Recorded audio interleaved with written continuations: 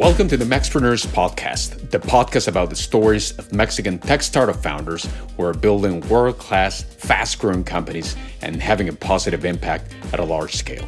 My name is Sergio Chavez. I'm a Mexican based in Germany, a tech startup founder, executive, and mentor, and your host.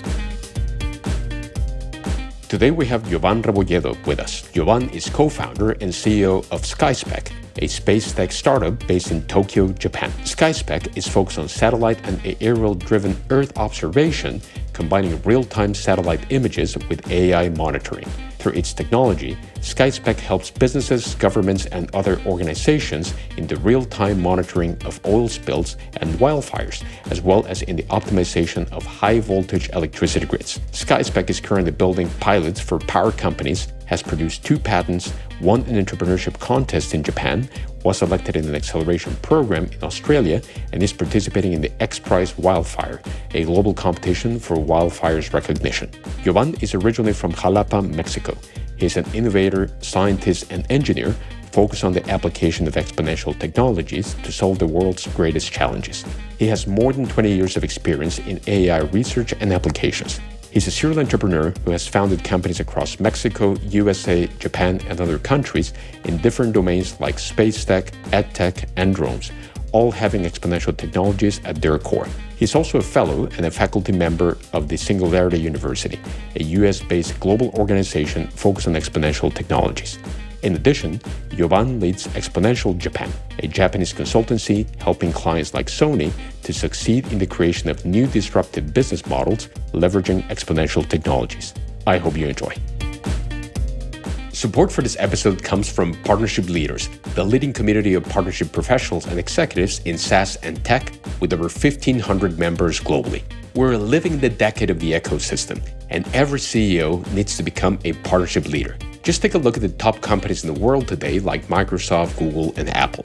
They have all become platform companies, and partnership executives in IT have been the ones leading these transformations. Partnership Leaders brings these executives together and is building a playbook to enable CEOs and business leaders across industries to transform their organizations into platform companies. If you're a tech startup founder, Partnership Leaders is the place for you to learn how to leverage partnerships to take your business to the next level. I'm a member of PL and co-host of the Germany chapter and have seen firsthand the richness and value of this incredible community. Visit partnershipleaders.com to learn more and to apply to become a member. Make sure to mention in your application that Mexpreneurs referred you so you can receive a special prize if your application is accepted.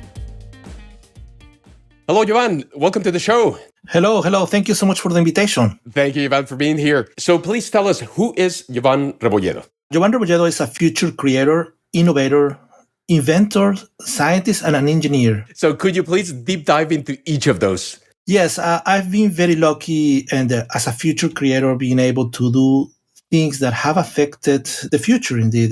For instance, in the city I grew up, I was able to help in the environment and I planted hundreds of trees, for instance. And I was also being able to educate many people when I was in junior high school. And those also students, I believe, and that's my hope, that they could become better prepared and are helping in Mexico. And I'm always trying to think about the future and how to get it better. And I'm currently designing the Exponential Development Goals, which is, I want to think about the continuation of the EDGs from 2030. And what I'm doing now is SkySpec, who is also thinking about the future. As an innovator, I love to embed technologies in different settings and to produce new things based on what we have now.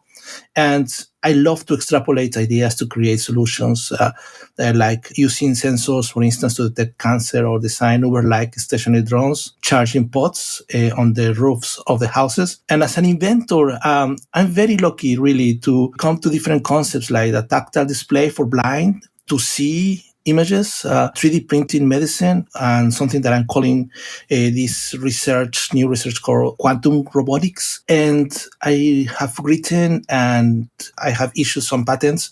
And as a scientist, I love to use scientific methodology to advance in science and publish those results and have several dozens international publications. And as an engineer, I love solving problems through the application of techniques and technologies to improve our reality to help people. So future creator, innovator, inventor, scientist, engineer. Those are so many different facets. And I think there are so many fascinating things that you just talked about. But what would you say is your North Star? Like what's driving you? I really love all the activities I'm doing is they are targeted to accelerate the progress and the positive impact from exponential technologies to humanity, to the world, to everybody around me and beyond. And as a general vision, I think I want to put exponential technologies to solve all the exponential development goals, as I mentioned previously. That's kind of the vision and the moonshot. And my values, I would say I want to be as transparent as possible, as hardworking as possible. And I love to do scalable and exponential positive impact to the world. Those maybe are my North Star, as you mentioned. And about exponential technologies, I find fascinating this concept. How would you explain exponential technologies, especially for somebody that is, let's say, non-technical? Like why exponential technologies are so relevant? Why are you focusing specifically on exponential technologies? Exponential technologies are the technologies that evolve in an exponential acceleration. So they evolve and they become even faster every 18 or 24 months, and also cheaper. So this is like a technology feature that the inventor Ray Kurzweil found in different types of technologies which accelerate over time. So he found that every certain time the processor, for instance, gets faster and cheaper. This is the Moore's law overlaps about these findings from Ray Kurzweil, but it's not about the Moore's law. It's the exponentiality of technologies in which they are evolving. And some exponential technologies, as we have witnessed very much in the last months, is artificial intelligence, for instance, and robotics. But there are other ones like digital biology and nanotechnology, for instance, who are also evolving. And the exponentiality doesn't mean that now, at this moment, all of them are accelerating as fast as artificial intelligence. Some are just starting to be noticed, like quantum computer, for instance, which has a lot of promise, but they will be sooner or later have this huge advancement that it's going to be very hard to keep track of all of the progress that this specific technology will be having.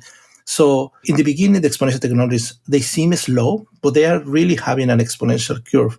But then they become more and more powerful and cheaper and scalable. So those are the exponential technologies that I mean when I mention exponential technologies. As you mentioned, like, for example, generative AI, it's fascinating. No? Like it's been for years now, but it's been, I would say, probably under the radar for the mainstream. But it's been really towards the end of 2022 with the release of ChatGPT that this thing like went just viral or exponential. No? So I assume when you mentioned about exponential technologies, that's pretty much a similar path. No? Like they're probably under the radar for many years for the mainstream, but then at some point they just like the level of adoption and the way that they're being used just moves from 0 to 100 basically. That's very correct. And every exponential technology happens kind of evolutionary path in which it's democratized, dematerialized, many different facets. What we're experiencing now, for instance, with generative AI is the ultra hyper democratization in which many people, everyone can have access to play with it, to produce things, to write new things, to check things. So everybody has access to it. But before the ChatGPT, for instance, it was very difficult to get access to this technology. So the technology itself has been growing exponentially under the radar, as you mentioned. But at the same time, this facet of democratization in which generative AI is happening now, everybody has access to it. So everybody can enjoy and can have benefits from it.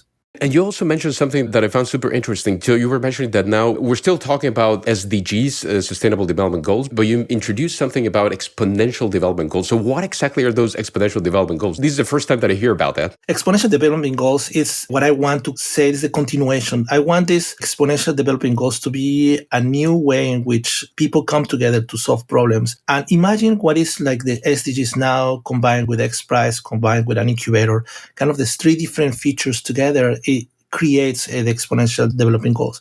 And I'm creating a team. We're pushing forward. I have a team. We are working on this, and we hope that it could be adopted, hopefully in bigger scale, but if not a small scale. And basically, it's just listing all the different problems that humanity has, and then from each problem to create a solution, and this solution is push toward the innovation of entrepreneurs who are supported by investors or other institutions. This setup needs to be organized and make a system of it. So when we have the exponential development goals coming from the people, it makes more, I believe, validation what we want to do in the future. We want to create a future. So the SDGs are very good to understand which problems we have and to try to come to solutions, but they keep a little bit short.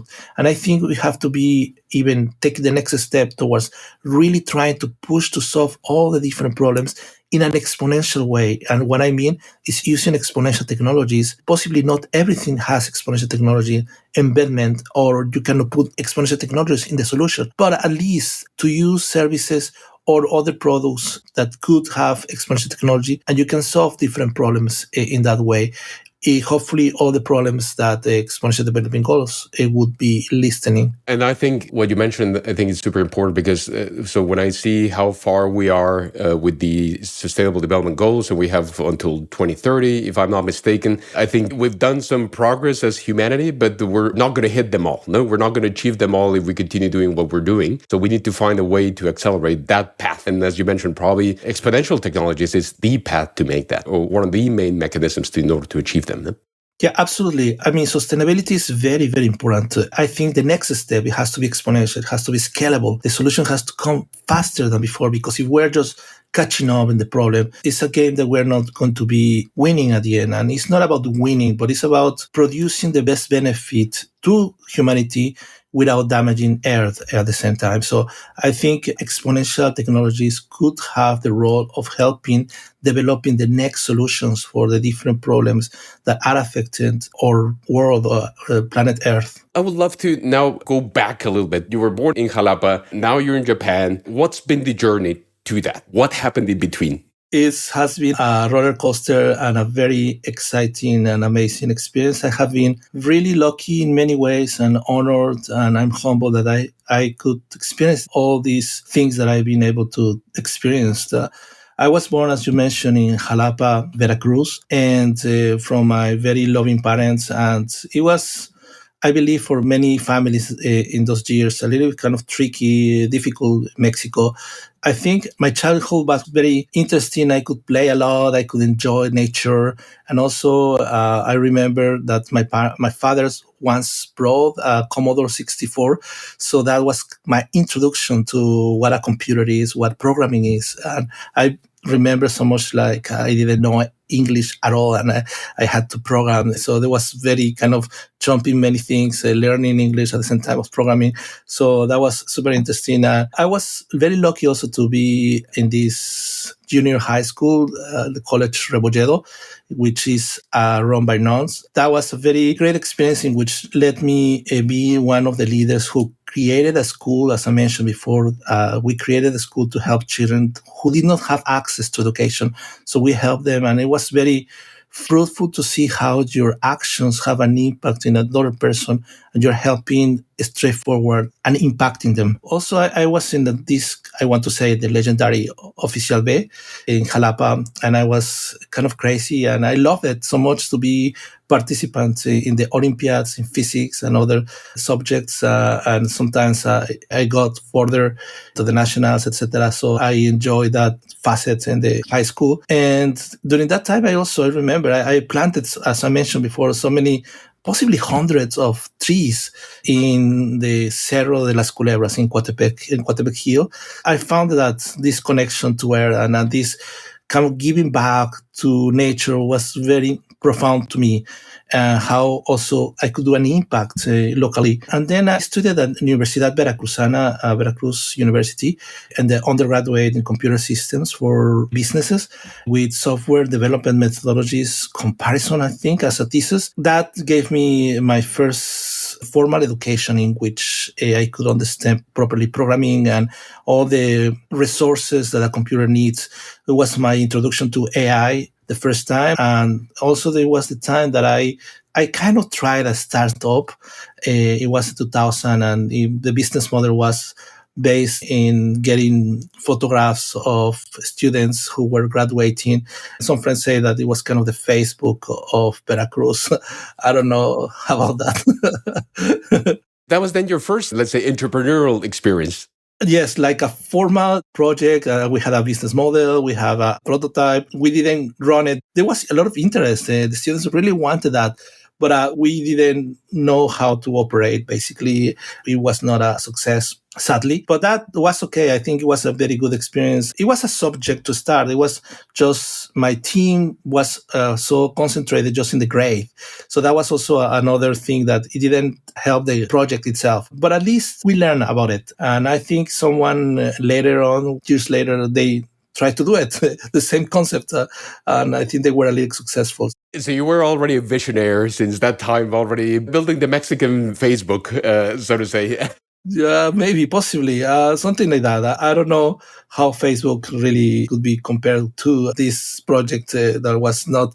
It was a lot of limitations, but yeah, we had like a lot of similar kind of, not just about connecting, but it's about sharing your experiences, sharing yourself to others, and in that way you can connect more. But I think the main motivation was to share the experiences, all what you lived during those years.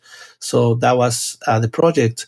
I had after that some different jobs as well. And you were in Laguna Verde, if I'm not mistaken. So it's the main nuclear plant in Mexico. Yes, that's still the only nuclear power plant in Mexico. And it was really interesting. I worked and I understood a lot of radiation and understood the importance of nuclear energy and opened my understanding of running sensors in real time, which I was working in that section of taking care of the sensors and how to gather all this amazing amount of information just to deal with. And it was fascinating. Laguna Verde is a place that is really super interesting. And the nuclear energy production also itself is super interesting as well. And then Laguna Verde, if I understand, was pretty much your last stage in Mexico before moving into the US, right? That's right. Before moving to Japan, indeed. After Laguna Verde, I worked in this company called Veratech. So Veratech was my first contact to Silicon Valley. And what I mean with that is that Silicon Valley startups and large companies, Wells Fargo, for instance, they ask us to produce software. So we were manufacturers of software in Mexico. We had many visitors from Silicon Valley and people also, we were going to Silicon Valley. So it was a lot of people coming and going to different companies. We were the manufacturers of software. So I was a software engineer. And that's what I understood so many things about this Silicon Valley and how the startups function and sometimes very important role that they do, impact that they can produce. And also I learned that my salary was something between 100 to 1,000. The one that a person doing exactly the same job as I was doing in Mexico, they were doing in San Francisco. So that makes me realize of many differences, profound difference between being a software engineer in Mexico and being a software engineer in San Francisco. You then moved from there to the US, or you then moved to Japan, or what happened next? After Veratech, the company where I was a software engineer, I got an opportunity to come to Japan the first time. I came to do a control system training, basically a robot arm to program and do things for this robot arm. And it was kind of short. It was 10, 11 months being in Kanazawa Kogyo Daigaku, and the Institute of Technology of Kanazawa. And I fell in love literally with the culture, the food, the people.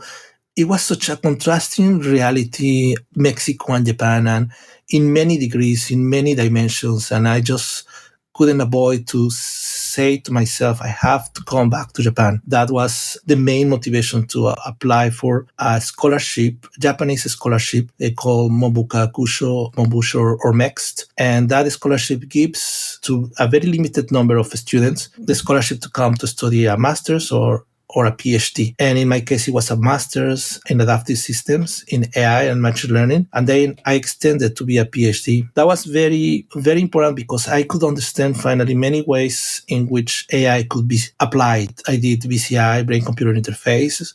I did also agents. I did bioinformatics.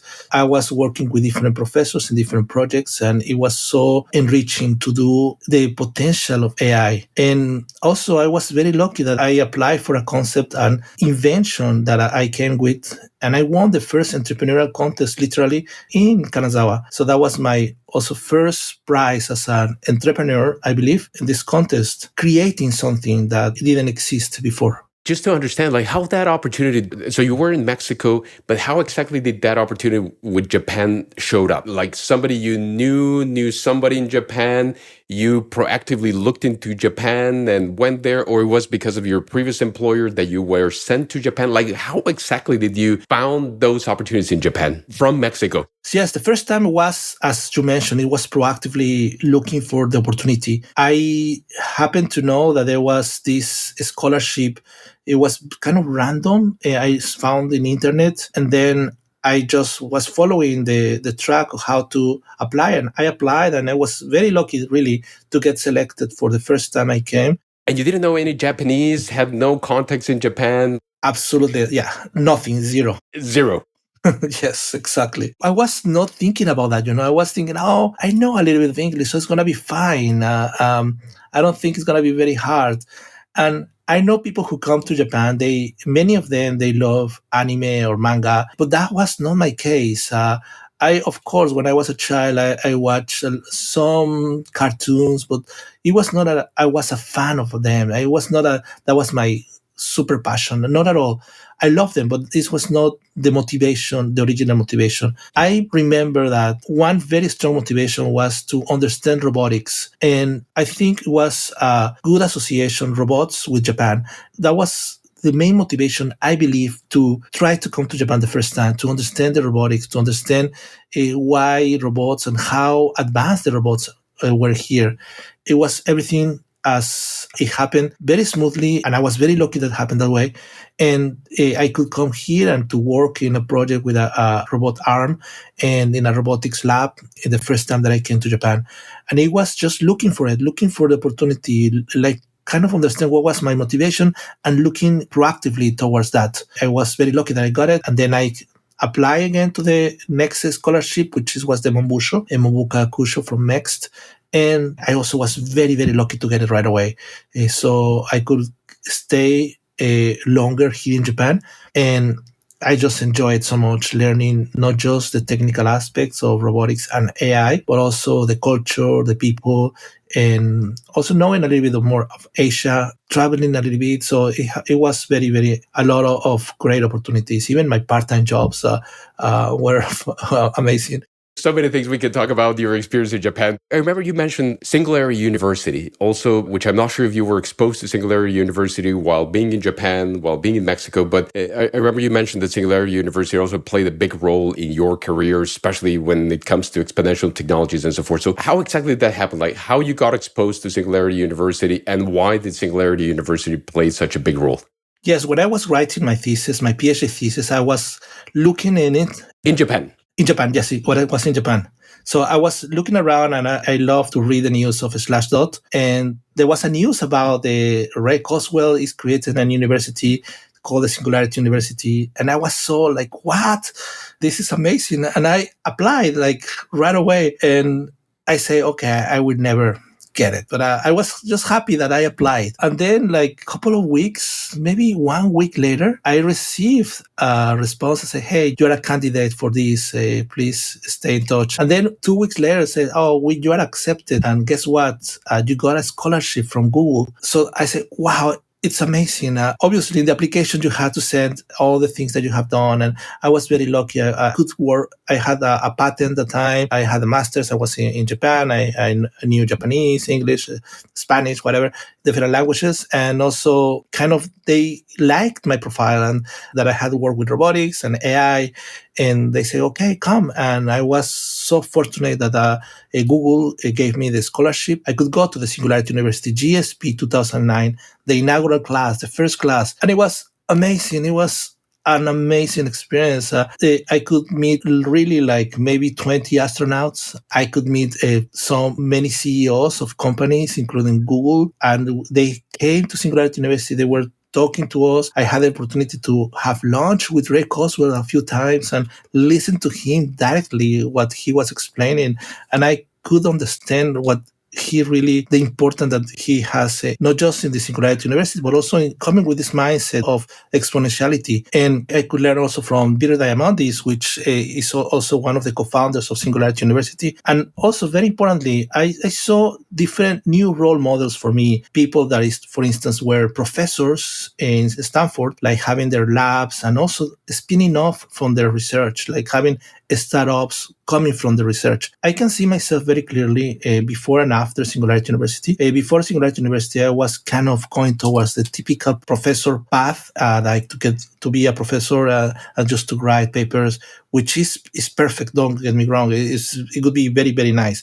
But at the same time, I saw the other side, like the side in which you can have a stronger impact, in which you can apply what you are researching and just converting into a startup. So I got fascinated about that. And that was a very strong influence on me as well. Just seeing those many examples of super successful people that have not just foot on academia, but also a very strong foot in entrepreneurship. And I think from that, it changed myself and I could kind of create a new path for me from that point on. And what I also find fascinating is the fact that you follow a similar pattern as when you moved to Japan. So you just took this step, no? Like, okay, I wrote to Japan, see what happens, and then you got accepted. No? Same thing with Singularity University. You just wrote them, never expected it to happen, and then it happened. No? So, but I think it's incredible, like how you've taken those chances and proactively reach out, and how that opened up the doors for you and pretty much transformed your career in significant ways. Yes, absolutely. I think what I have learned is like not to be so afraid of and just do it. Like if there's something that you really want, just try it. And if it works, amazingly perfect. But if it doesn't, it's okay. At least you try it. So that's maybe my philosophy that you should really, if you want something, just try it and just hope for the best. And if it doesn't happen, just move on and continue your life. So that's what I try to apply for myself every time. We can talk also about Singularity University for hours, but now I would love we will talk about that more in detail in your next episode, but just about your entrepreneurial journey. So you started all the way from your time in Veracruz with that Mexican Facebook that you were creating back then. But then like you went through Japan, as you were mentioned, you were following this academic path, then got exposed to Singularity University, got exposed to exponential technologies. Why did you then decided to pursue an entrepreneurial journey against other career options? Because of course you could have gotten, I think, a great job in Japan. You could have continued with your academic career, but why entrepreneurship? I think going and being present and observing these people in Singularity University who serve as role models make me understand the importance of impact. I think everything is about impact and impact and impact. You have to be able to do what you are doing to provide a service that is impactful for people. So that's my mantra, I believe. Whatever you do, try to do an impact to whoever is around you and to create, if possible, a ripple effect that also your impact becomes an impact for other people that you don't even see. So I saw firsthand people like Daniel Kraft. He's a very accomplished physician from Stanford who has an amazing lab and producing amazing papers. And at the same time, he's doing startups. And also astronauts who are applying what they're researching or what they're working on and doing startups as spin-offs of companies from their own research. So those examples were so fascinating and inspiring for me that I decided to do it myself. Since Singularity University, I did right away a company to educate children, a platform that we participated in the Global Learning XPRIZE, and also another one with my innovation, with my invention from my PhD for letting the blind people to see objects with their hands. And it is exciting. It's how that you can contribute the world and shape it and to benefit people, to do good for other people, for the planet. And I believe that when you do that, it creates a loop cycle of empowerment, what I want to say. So if you have a certain passion of doing this and it's aligned to your startup, it empowers you, and it's a cycle that itself reinforces. I really think having an impact in mind and serving other people is the way to go, at least for myself. What I would love to talk also is about your contribution back to Mexico. My understanding is that you're still tightly connected to Mexico. You're still very active in Mexico. So how exactly are you contributing back to Mexico despite the fact that you're so far away physically in Japan? That's something that has been in my mind almost since the time that I left Mexico to come to Japan the first time. What I want to do is try to work with people in Mexico. And I've been very lucky to have met very amazing people from Mexico who live in Mexico, who we have come together to do collaboration in projects. And those projects really helped a lot of people. And also we created companies. We try to do an impact, and people like friends, very nice friends like Eli Rios, Abraham Enriquez, Tonatiuh Gomez, Fernando Padilla. So all these people, we have worked one way or another, and we have tried to do an impact together. Sometimes I'm just kind of the inspiration. Sometimes we are really hands-on together. I connect them to different resources, etc. So it depends the way I help from Japan to Mexico. And I try to do this, to keep this. Also, I'm invited to come and talk as a keynote. I'm very fortunate. And also, I have received students from the Tec de Monterrey as interns. I'm currently pushing to do entrepreneur-oriented research in AI with Mexican Institute. And I have some future projects that I want to do to help solve some of the problems Mexico has currently. And that's how I'm doing. And from my current company, my startup, SkySpec, I really would like to do this, some of the problems, help solve some of the problems like this called Huachicoleo and some other getting super optimized energy distribution in Mexican national power grids, for instance, and other social problems if I have the opportunity. So that's the way that I really try, whatever I do, to do an impact, also benefiting Mexico some way or another. And it seems that you have so many different ideas and so many projects going on. It's fascinating. Jovan, we're reaching the end of our time together, but I would just like to ask you for your best advice for other aspiring founders. What would be your best advice to those that would like to follow a similar career path as you? The main thing is not to be afraid. Don't be afraid. When you're afraid of something, it blocks your mind, and it can you think it is not possible. So if you are not afraid of doing something that is positive and impactful, just don't be afraid. That would be my strongest advice. Other advices, I would say, like follow your instincts, for instance, or be humble and push hard, work hard, and keep contact also with the good friends and invest time in family as well. But in my opinion, I think the best entrepreneurs maybe are not the most intelligent people, but people who throw themselves into the unknown, like something that they don't know yet, but they are brave enough to cross the safety line, and who balance so many things at the same time, which is exciting, and who love challenges. And super important, they serve others. They think about others, how to solve the problems, how to impact them in a positive way. And your career has been a testament to that, no? Of not being afraid of serving others. So I think this is an incredible way of wrapping our conversation. But Jovan, thank you very much for this incredible chat. And I'm personally looking forward to our next conversation. Thank you so much. Me too. See you next time. Thank you, Jovan. Bye. Bye-bye. And thanks to you for joining us today. Please remember to subscribe via your favorite podcast app to be notified about new episodes and share with us your feedback. We would love to hear from you. Thank you also to the Maxpreneurs team, Valeria Morel, Héctor Barragán from Hyper Voltage, Francisco Jaimes, Pamela Elizalde, Katia Cruz, Rocío Marroquín. I am Sergio Chavez. See you next time.